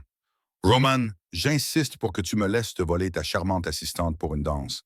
C'est normal après que tu l'aies monopolisée toute la soirée. Tout en moi criait de refuser. Roman a serré ma main plus fort, son corps s'est tendu, mais nous étions entourés par les appareils photos de l'élite de la ville, qui capturaient discrètement ces moments pour les pages mondaines. Refuser aurait provoqué une scène et montré une faiblesse. Bien sûr, Roman contrôlait soigneusement sa voix, mais j'entendais la rage qui se cachait derrière. Nora, j'ai croisé son regard, y voyant le conflit, la violence à peine contenue. Ce n'est pas grave, ai-je dit doucement, puis j'ai laissé Castiano m'emmener sur la piste de danse. De près, il sentait l'eau de Cologne coûteuse et quelque chose d'aigre en dessous. Sa main sur ma taille était trop familière, sa prise sur ma main trop serrée. Nous avons commencé à bouger et je me suis concentré pour maintenir une distance appropriée. Vous jouez un jeu dangereux dans Elchen, sa voix était conversationnelle, mais ses yeux étaient froids. Vous vous impliquez avec Roman Vittori. Je ne m'implique pas avec lui. Je suis son assistante. Je t'en prie, j'ai vu comment il te regarde. Comme si tu étais quelque chose de précieux qu'il veut enfermer et protéger.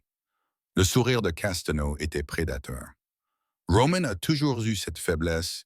Il se soucie trop des quelques personnes qu'il laisse entrer dans sa vie. Cela le rend vulnérable. Je ne vois vraiment pas ce que tu veux dire. Bien sûr que non. Sa main sur ma taille est descendue plus bas, trop familière. Voici un conseil amical. Le monde de Roman n'est pas tendre avec les innocents. La dernière femme qui lui tenait à cœur a fini par quitter la ville en boitant et sans aucune envie d'y revenir. Est-ce vraiment l'avenir que vous souhaitez? Victoria, l'histoire de Patricia à propos de l'ex de Roman. La peur m'étreignait de la gorge, mais je gardais une expression neutre. Merci de votre sollicitude, mais je peux prendre soin de moi-même. Vraiment? Sa poigne se resserra douloureusement. Car de mon point de vue, vous n'êtes qu'un pion sur l'échiquier, et Roman vous sacrifiera dès que cela lui sera stratégiquement avantageux. La musique s'est arrêtée. Je me suis éloigné de lui en reculant d'un pas. La seule personne qui essaie de m'utiliser comme un pion sur l'échiquier, c'est vous, Monsieur Castiano, et je ne suis pas intéressé par ce jeu. Je me suis éloigné avant qu'il n'ait le temps de répondre, ne retournant pas à notre table, mais me dirigeant vers les portes de la terrasse. J'avais besoin d'air. J'avais besoin d'espace pour digérer la peur que Castiano avait délibérément attisée. Dehors, l'air nocturne était frais contre ma peau rougie. Je m'appuyais contre la balustrade, contemplant les lumières de la ville. Il t'a menacé. La voix de Roman retentit derrière moi. Je ne l'avais pas entendu s'approcher, mais je n'étais pas surprise qu'il m'ait suivi. Il a essayé de me faire peur. Ça a marché?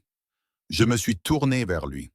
Il se tenait dans l'ombre, le visage impénétrable, chaque partie de son corps rayonnant de tension. Aurait-il dû? Oui. Il s'est approché de la lumière qui se déversait depuis la salle de bal. Tout ce qu'il a dit est vrai, Nora. Mon monde est violent et dangereux. Les gens qui me sont chers sont blessés, et je ne suis pas sûr d'être assez fort pour résister à l'envie de t'utiliser comme il l'a suggéré. Alors laisse-moi prendre cette décision. Je réduisis la distance entre nous, posant ma main sur sa poitrine, sentant son cœur battre à tout rompre sous ma paume. Arrête d'essayer de me protéger de toi. Je ne suis pas une enfant. Je ne suis pas stupide. Je vois exactement qui tu es, et je suis toujours là. Tu vois ce que je te laisse voir. Les réunions d'affaires, les négociations. Tu n'as pas vu le reste, la violence, les choses que j'ai faites pour conserver le pouvoir. Alors montre-moi, fais-moi suffisamment confiance pour que je puisse tout voir. Il m'a attrapé le poignet, fermement mais sans me faire mal. Tu ne sais pas ce que tu me demandes. Je sais exactement ce que je te demande. Je te demande d'arrêter de me traiter comme si j'étais fragile. Je te demande d'arrêter de décider ce que je suis capable de supporter. Je te demande de me laisser entrer. Nous sommes restés là, engagés dans une bataille silencieuse, ses yeux cherchant dans les miens quelque chose que j'espérais qu'ils trouveraient, autour de nous. La nuit nous enveloppait, les bruits du gala n'étaient plus qu'un murmure lointain. Finalement, il a parlé. « Viens avec moi demain, j'ai des affaires à régler. » Le genre d'affaires que je cache normalement à des gens comme toi. Tu veux voir mon monde? Vraiment? Le voir? Je vais te le montrer. D'accord, tu ne vas peut-être pas aimer ce que tu vas voir. Probablement pas. Je n'ai pas détourné le regard. Montre-le-moi quand même. Son pouce a caressé mon pouls qui battait à toute vitesse. Tu es soit très courageuse, soit très stupide. Je ne peux pas être les deux? Le coin de sa bouche s'est relevé dans un mouvement qui n'était pas tout à fait d'un sourire. Nous devrions rentrer. Les gens vont parler. Laisse-les. Nora. Mon nom était à la fois un avertissement et une caresse. Tu rends les choses très difficiles. Tente mieux. Tu mérites d'être mise au défi. Il lâcha mon poignet, mais ne recula pas. Nous étions assez proches pour nous embrasser. Assez proches pour que je puisse voir le conflit qui se livrait dans ses yeux. Le désir contre la sagesse. Le désir contre le devoir. Demain, dit-il enfin, j'enverrai une voiture à 10 heures, mais un jean et des bottes. Là où nous allons, la robe ne te sera d'aucune utilité. Je serai prête. Nous sommes retournés ensemble dans la salle de bal. Sa main s'est à nouveau posée sur le creux de mon dos, me marquant comme sienne devant tous les regards. Les yeux d'Isabella nous suivaient avec un froid calcul. Le sourire de Castiono était entendu et prédateur. Mais je m'en moquais, car demain, Roman me montrerait la vérité, l'obscurité dont il m'avait protégé. Et alors, je comprendrais enfin exactement dans quoi je m'embarquais. Cette pensée aurait dû me terrifier. Au lieu de cela, je ne ressentais qu'une grande impatience. Quoi qu'il arrive, j'étais prête. Le SUV noir arriva à 10 heures pile. Marcus était de nouveau au volant. Je m'installai à l'arrière, vêtu de mon jean le plus usé, de bottes pratiques et d'une veste en cuir que je possédais depuis l'université. Roman s'assit dans le coin le plus éloigné, vêtu de manière similaire, avec un jean foncé et un T-shirt noir moulant qui révélait des bras plus musclés que ne le laissaient supposer ses costumes. « Bonjour. » Je me suis installé sur le siège, remarquant la tension dans sa posture. « Bonjour. » Il ne m'a pas regardé, son regard fixé sur quelque chose à l'extérieur de la fenêtre. Dernière chance de changer d'avis. Je ne changerai pas d'avis. Il a hoché la tête une fois et nous nous sommes engagés dans la circulation. Le trajet nous a éloignés des tours scintillantes du centre-ville pour nous emmener dans des quartiers de plus en plus industriels. Les entrepôts ont remplacé les immeubles de bureaux. Des clôtures grillagées bordaient des terrains vagues. Les quelques personnes dans les rues avaient le regard dur de ceux qui ont appris à survivre dans des endroits où l'application de la loi relève plus de la rumeur que de la réalité. Nous nous sommes arrêtés devant un grand complexe d'entrepôts entouré de barbelés. Des gardes de sécurité, clairement des hommes de Roman, ont ouvert les portes pour nous laisser passer. Marcus s'est garé près d'un quai de chargement où plusieurs autres véhicules étaient déjà présents.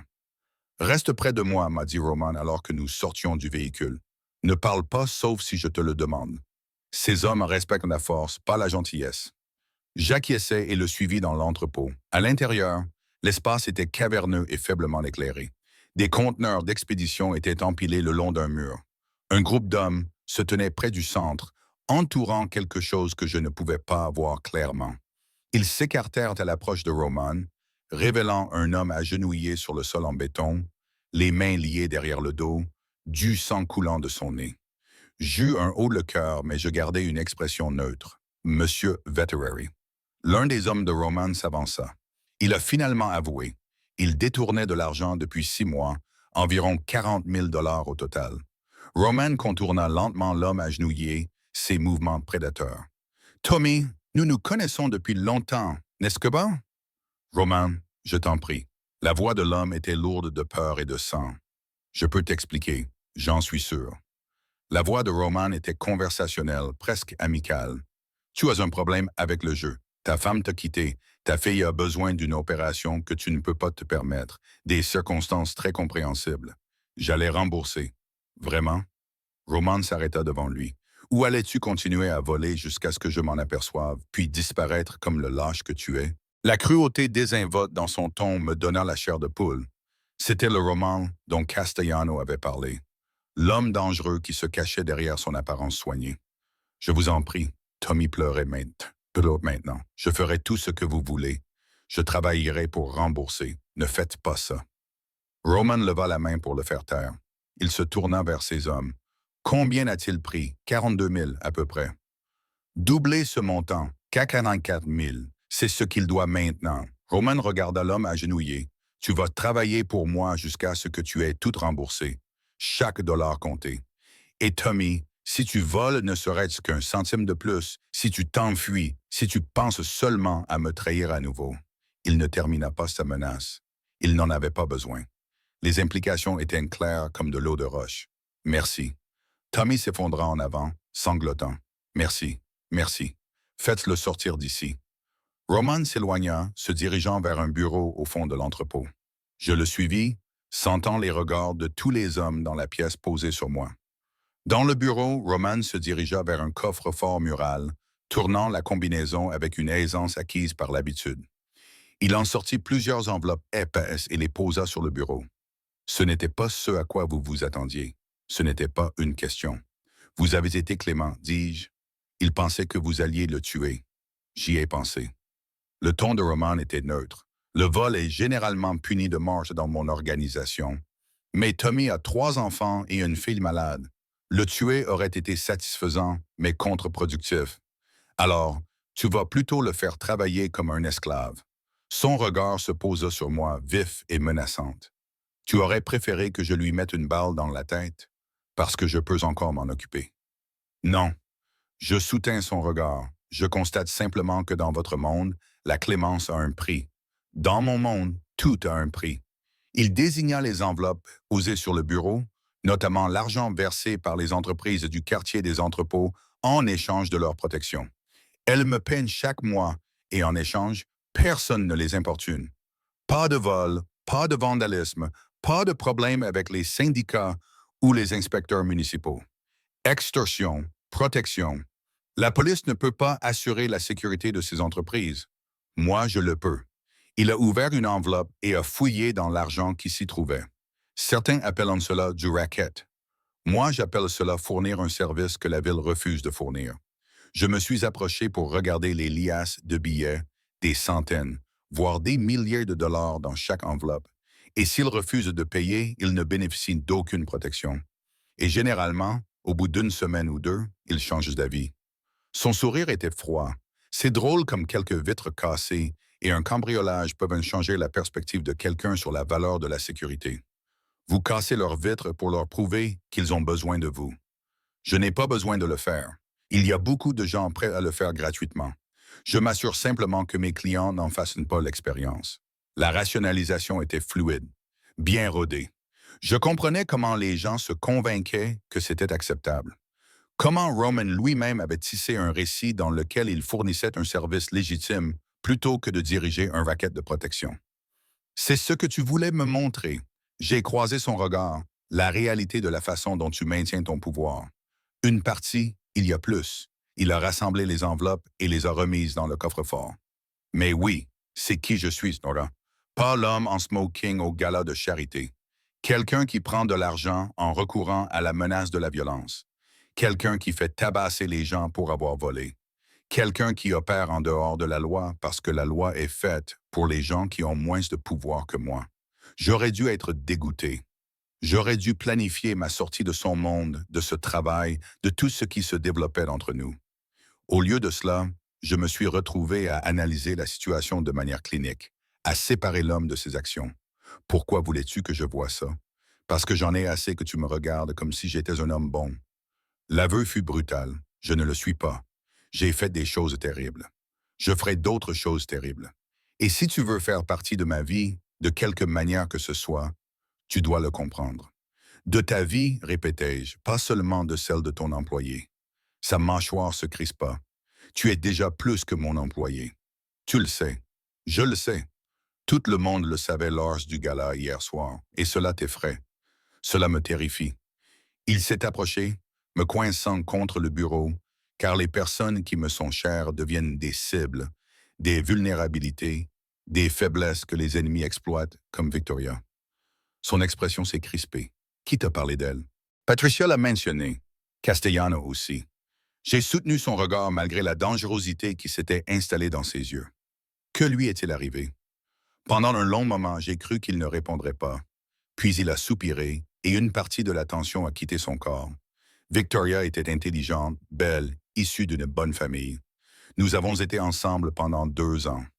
Je pensais l'aimer. Sa voix était neutre, dénuée d'émotion. Il s'avère qu'elle transmettait des informations à la famille Castellano. Tout ce que je lui avais dit, tous mes plans, toutes mes vulnérabilités, elle était une taupe depuis le début. Qu'est-ce que tu lui as fait? Je l'ai dénoncé à sa propre famille. Je leur ai fait savoir qu'elle avait été prise en flagrant délit de trahison parce qu'elle avait commis une imprudence, laissant ses émotions obscurcir son jugement. Les Castellanos se sont occupés d'elle en interne. Son sourire était amer. Aux dernières nouvelles, elle était en Europe, vivant sous un nouveau nom, avec une boiterie permanente et une crainte salutaire de croiser quiconque détenant un pouvoir. Tu l'aimais? Je pensais que oui, mais maintenant je ne suis même plus sûr de l'avoir suffisamment connu pour l'aimer. Il leva la main et repoussa une mèche de cheveux derrière mon oreille avec une douceur surprenante. C'est pour ça que ça me terrifie. Avec toi, je ne sais pas ce qui est réel et ce qui n'est qu'une attirance mutuelle mêlée d'adrénaline et de mauvaises décisions. Peut-être que ce n'est pas forcément l'un ou l'autre. Peut-être que c'est les deux. Peut-être. Son pouce a tracé le contour de ma mâchoire. Mais si je me laisse aller à m'attacher à toi, vraiment m'attacher, et que tu te révèles être une autre Victoria, je ne suis pas elle. Prouve-le. Le défi planait entre nous. Je comprenais ce qu'il me demandait. Dans son monde, la confiance se méritait, elle se démontrait par des actes plutôt que par des mots. Et je n'avais aucune preuve à offrir, sauf ma présence ici, ma volonté de voir l'obscurité et de ne pas fuir. Je le ferai, dis-je doucement. Donne-moi du temps et je te le prouverai. Son téléphone vibra, brisant le moment. Il le consulta, son expression s'assombrissant. Nous devons y aller, il y a un problème au dock. Nous retournâmes au SUV. Marcus avait déjà démarré le moteur. Le trajet jusqu'au front de mer dura 20 minutes. La tension était palpable dans le véhicule. Romain passa plusieurs appels. Sa voix était sèche et colérique, mais il resta vague sur les détails. Les docks étaient un labyrinthe de conteneurs et de grues. L'air était chargé de sel et de diesel. Marcus se dirigea vers une section qui semblait abandonnée et se gara près d'un entrepôt aux fenêtres brisées et aux murs couverts de graffitis. Reste dans la voiture. Le ton de Roman ne souffrait aucune discussion. Roman, c'est différent. C'est dangereux, même pour moi. Tu restes ici ou Marcus te ramène chez toi immédiatement. J'acquiesçai à contre-cœur, le regardant sortir du véhicule et disparaître dans l'entrepôt avec 4 de ses hommes. Marcus resta au volant, l'attention rivée sur le bâtiment, la main posée sur ce que je réalisais être un pistolet dans un étui d'épaule. Les minutes s'écoulèrent lentement. 10. Je tendis l'oreille pour entendre quelque chose au-delà des bruits ambiants des docks, mais l'entrepôt restait silencieux. Puis des coups de feu éclatèrent. 3 coups successifs dont le bruit était perçant malgré les portes épaisses du SUV. Marcus jura et tendit la main vers son téléphone. D'autres coups de feu, des cris, le bruit du chaos. La porte de l'entrepôt s'ouvrit brusquement et les hommes de Roman en sortirent, transportant à deux une personne. Roman fermait la marche, la chemise déchirée et les jointures ensanglantées, mais capable de marcher par ses propres moyens. Marcus sortit immédiatement du véhicule et ouvrit la porte arrière. Ils ont installé le blessé sur la 3e rangée de sièges. Je pouvais maintenant voir qu'il s'agissait d'un des gardes de Roman, le sang imprégnant son épaule. Roman s'est installé à côté de moi, respirant bruyamment. Conduis maintenant. Marcus n'avait pas besoin qu'on le lui répète. Nous avons quitté les docks alors que les sirènes commençaient à retentir au loin. Que s'est-il passé? Ai-je demandé, essayant de garder une voix calme. Une embuscade contre les Castellanos. Roman a sorti son téléphone et a passé un autre appel. Ils nous attendaient. Quelqu'un les avait informés de l'arrivée de la cargaison aujourd'hui. La conclusion était claire. Il y avait une fuite dans son organisation. Quelqu'un d'assez proche pour connaître son emploi du temps, ses cargaisons, ses déplacements. L'homme blessé a gémi depuis le siège arrière. Je me suis retourné pour le regarder. Il était jeune, peut-être 30 ans, le visage pâle à cause de la perte de sang. Il a besoin d'aller à l'hôpital, ai-je dit. Impossible. Les blessures par balle sont signalées. Roman était toujours au téléphone, en train de coordonner quelque chose. Nous avons un médecin qui s'en occupe. Il pourrait mourir avant que nous arrivions. Alors il mourra. La voix de Roman était neutre. C'est le métier.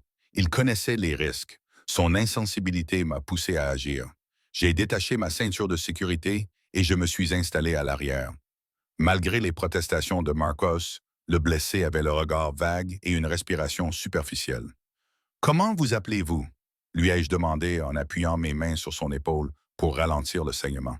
« Marco », le mot est sorti faiblement. « Marco Santino. »« D'accord, Marco, restez avec moi. Tout va bien se passer. » J'ai regardé Roman. À quelle distance se trouve ce médecin? À 10 minutes. Il n'a pas 10 minutes. Rangez-vous sur le côté, Nora.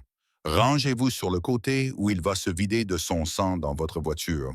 À vous de choisir. Quelque chose dans mon ton a dû le convaincre. Il a ordonné à Marcus de s'arrêter à une station-service que nous dépassions. Pendant que Roman allait acheter des fournitures, j'ai continué à appuyer sur la blessure de Marco, lui parlant pour le maintenir conscient. Roman est revenu avec une trousse de premier secours. Je l'ai utilisée pour panser correctement la blessure, en appliquant des bandages compressifs qui tiendraient jusqu'à ce que nous arrivions chez le médecin. Ce n'étaient pas des soins médicaux parfaits, mais cela le maintiendrait en vie.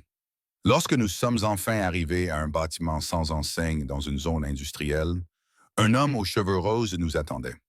Il nous a aidés à faire entrer Marco dans ce qui semblait être une salle médicale bien équipée, cachée derrière la façade d'une usine fermée. Il va survivre, a déclaré le médecin après avoir examiné Marco. Il a perdu beaucoup de sang, mais la balle est sortie proprement. Je vais le garder ici cette nuit pour m'assurer qu'il n'y a pas d'infection. Dehors, Roman était appuyé contre le SUV, le visage marqué par la fatigue et la colère. Je m'approchais de lui avec précaution, ne sachant pas trop quoi dire. « Vous lui avez sauvé la vie », dit-il sans me regarder. « Marco est avec moi depuis 5 ans. Il a une femme et une petite fille. » Il finit par se tourner vers moi. « Merci. Vous ne devriez pas avoir à me remercier pour avoir fait preuve de décence humaine élémentaire. Dans mon monde, la décence humaine élémentaire est souvent rare, dit-il en se redressant. Une partie de la tension quitta ses épaules. Vous êtes pleine de surprises, Nora Chen. J'ai travaillé comme ambulancière pendant mes études. Formation aux interventions en cas de traumatisme. Je n'avais pas repensé à cette époque depuis des années. L'été que j'avais passé à rouler en ambulance et à apprendre à gérer les urgences, je suppose que cela m'est revenu quand j'en ai eu besoin. Pourtant, tu es resté calme sous la pression, tu m'as défié quand j'étais froid. Son regard cherchait le mien. Tu n'es pas celle que j'attendais quand je t'ai embauché. Qu'attendais-tu? Quelqu'un de compétent mais d'effacé. Quelqu'un qui gérerait mon emploi du temps et resterait invisible. Son sourire était ironique. Au lieu de cela, j'ai trouvé quelqu'un qui discute avec moi, remet en question mes décisions et me fait douter des choix que j'ai faits pendant des années. Est-ce une mauvaise chose? Je ne sais pas encore. Il s'éloigna du SUV. « Allez, je te ramène chez toi. » Le trajet de retour vers mon appartement fut silencieux, chacun de nous digérant les événements de la journée. Lorsque nous arrivâmes devant mon immeuble, Roman m'accompagna jusqu'à ma porte, malgré mes protestations. « Demain, prends ta journée, dit-il. Après l'aujourd'hui, tu l'as bien mérité. »« Ça va, Nora. » Sa main se leva et caressa ma joue avec une tendresse inattendue. « Prends ta journée, c'est un ordre. » Avant que je puisse répondre, il s'est penché et a posé ses lèvres sur mon front, un geste en quelque sorte plus intime qu'un baiser. Puis il est parti, me laissant debout dans l'embrasure de ma porte, le cœur battant à tout rompre et mon monde bouleversé. J'avais vu la part d'ombre de Roman aujourd'hui. La violence, les compromis moraux, l'acceptation désinvolte de la brutalité. Et au lieu de m'enfuir, j'étais resté. J'avais aidé. J'avais fait mes preuves dans son monde. La question était, et maintenant? Lundi, j'ai défié l'ordre de Roman et je suis allé travailler. Son expression lorsque je suis arrivé à 8h30 était un mélange d'exaspération et de quelque chose qui ressemblait à de la fierté. Au cours des semaines suivantes, je me suis davantage intégré à son monde. Il a cessé de cacher la nature de ses activités, me laissant assister à des réunions qui allaient de transactions immobilières légitimes à des négociations qui étaient clairement tout sauf légales. J'ai appris le langage de son empire, les euphémismes, les règles tacites, la danse prudente du pouvoir et de la violence. Isabella Castellano est devenue un problème récurrent. Elle se présentait au bureau à l'improviste, appelait à des heures indues, me faisait clairement comprendre qu'elle me considérait comme temporaire et jetable. Mais Roman n'a jamais répondu à ses avances, ne lui a jamais accordé l'attention dont elle avait manifestement besoin. Elle essaie de semer la discorde, m'a expliqué Patricia un après-midi. Les Castano veulent déstabiliser Roman, le déséquilibrer. Tu es la cible la plus facile. Qu'ils essayent. J'étais devenue plus audacieuse depuis que je travaillais avec Roman, plus confiante dans ma place dans son univers.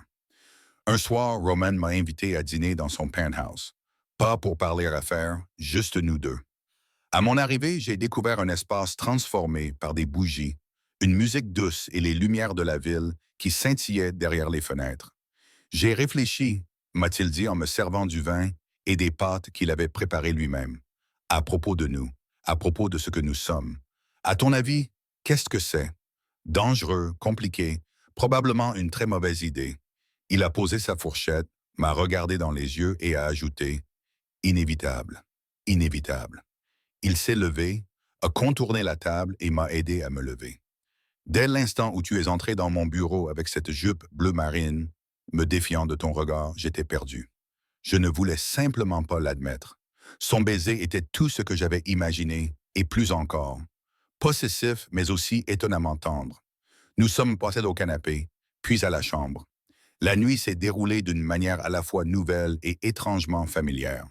Plus tard, allongé dans ses bras, la ville s'étendant sous nos yeux, il murmura dans mes cheveux. Tu m'as rendu incapable d'aimer quelqu'un d'autre. Tant mieux, répondis-je, et je sentis sa poitrine vibrer de rire. Mais le bonheur dans le monde de Roman n'était jamais simple. 2 semaines plus tard, tout changea. Je quittais le travail tard, des documents pour la réunion du lendemain matin dans mon sac. Le parking était presque vide, mes pas résonnant sur le béton. Je ne les ai pas entendus approcher jusqu'à ce que des mains m'attrapent un tissu recouvrant ma bouche et mon nez, une odeur chimique, l'obscurité. Je me suis réveillé dans un sous-sol, attaché à une chaise, la tête battante. En face de moi était assis Castiano lui-même, Isabella debout derrière lui comme une ombre vengeresse. Enfin réveillé, Castiano a dit d'un ton agréable. Nous avons tant de choses à discuter, mademoiselle Chen. À commencer par ce que vous représentez exactement pour Roman Very. Roman a reçu l'appel de rançon à 3 heures du matin. Je le sais parce qu'il me l'a dit plus tard. La voix rauque, empreinte d'une émotion que je ne lui avais jamais entendue auparavant. La peur. Ce que j'ai vécu dans ce sous-sol était une terreur sans pareille. Les questions de Castellano, la joie froide d'Isabella face à ma situation, les heures qui s'étiraient sans aucun sens du temps ni d'espoir. Mais je n'ai pas craqué. Je ne leur ai pas donné les informations qu'ils voulaient sur les opérations de Roman, ses plans, ses points faibles. Chaque fois qu'il me mettait la pression, je pensais à Marco qui saignait dans le SUV, au regard que Roman m'avait lancé dans son bureau, au choix que j'avais fait de rester dans son monde. Roman est venu me chercher avec une armée. L'assaut a été rapide, brutal, efficace. Des coupes de feu, des cris, le chaos. Puis ses mains sur mon visage, vérifiant si j'étais blessé, sa voix se brisant alors qu'il murmurait mon nom. Les conséquences ont été compliquées. Castano a disparu définitivement, je suppose, bien que Roman ne l'ait jamais confirmé. Isabella a fui la ville. Plusieurs membres de leur organisation ont soit changé d'allégeance pour Roman, soit disparu. Je n'aurais jamais dû te laisser rentrer, me dit Roman le soir où je suis revenu dans son appartement terrasse. Nous étions tous les deux meurtris, mais vivants. C'est pour ça que je ne laisse personne m'approcher. Trop tard, ai-je répondu en prenant sa main. Je suis déjà proche de toi. Tu ne peux plus me faire peur maintenant. 6 mois plus tard, Roman a fait une annonce qui a choqué le milieu criminel de la ville. Il créait une fondation, légitime cette fois-ci, afin d'offrir des bourses et des opportunités aux jeunes pris au piège dans des quartiers contrôlés par le crime organisé. C'est toi qui as fait ça, dit-il alors que nous examinions les documents. C'est nous qui avons fait ça, le corrigé j'ai eu. La fondation prit de l'ampleur. À la date du 2e anniversaire de mon enlèvement, dont nous ne parlions jamais mais que nous n'oublions jamais, nous avions aidé plus d'100 d'enfants à échapper au cycle de la violence et de la pauvreté. 2 ans plus tard, à 27 ans, je me tenais dans le bureau de Roman, notre bureau désormais, en train d'examiner les candidatures pour la prochaine promotion de boursier. Roman est entré et a fermé la porte derrière lui. « Tu te souviens de la première fois où je t'ai fait venir dans ce bureau ?» m'a-t-il demandé. « Tu as critiqué ma jupe. » J'ai souri en ajustant l'ourlet de la jupe nettement plus courte que je portais à présent, choisi délibérément pour provoquer exactement la réaction que j'avais obtenue. Ses yeux s'assombrirent de désir, mêlés à cette pointe de possessivité qui faisait encore battre mon cœur à tout rompre. « J'étais un idiot, » dit-il en s'approchant de moi, me prenant dans ses bras, essayant de te repousser avant d'admettre à quel point je voulais que tu sois près de moi. « Tu l'étais, acquiesçai-je. Mais je t'ai pardonné. Il s'agenouilla puis sortit soudainement une petite boîte de sa poche. Nora Chen, tu es entrée dans ma vie et tu as tout changé. Tu m'as donné envie d'être meilleur, de faire mieux, de construire quelque chose au-delà de la peur et du pouvoir. Épouse-moi. Sois ma partenaire dans tout. Je l'ai regardé, cet homme dangereux, compliqué, magnifique, qui m'avait montré ses côtés les plus sombres et m'avait fait confiance pour ne pas m'enfuir, qui avait construit quelque chose de significatif à partir de l'Empire des Ombres. Oui, ai-je simplement répondu. Toujours oui, a-t-il dit en se levant, glissant la bague à mon doigt, m'embrassant avec la même intensité que la première fois dans son penthouse. Dehors, la ville s'étendait devant nous, pleine de possibilités. Nous avions commencé avec une jupe et un défi. Nous avions construit quelque chose à partir de l'obscurité et du désir et, d'une manière ou d'une autre, nous avions trouvé la lumière. Je t'aime, murmura-t-il contre mes lèvres. Je sais, répondis-je. Tu m'as toujours aimé. Tu avais juste besoin de quelqu'un d'assez courageux pour le voir. Et dans le bureau où notre histoire avait commencé, avec la ville comme témoin, nous avons commencé ensemble le chapitre suivant.